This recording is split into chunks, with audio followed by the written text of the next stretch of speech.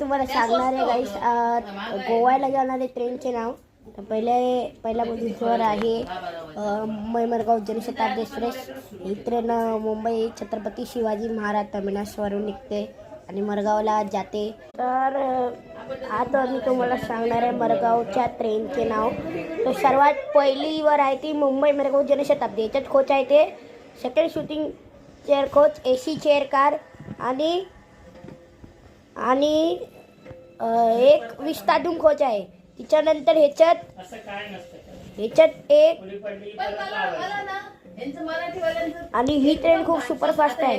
ही पहिले मुंबई छत्रपती शिवाजी महाराज टर्मिनसवरून निघते, दादरला थांबते, ठाणेला थांबते, मग डायरेक्ट याचा हॉल्ट आहे तो पनवेल आहे.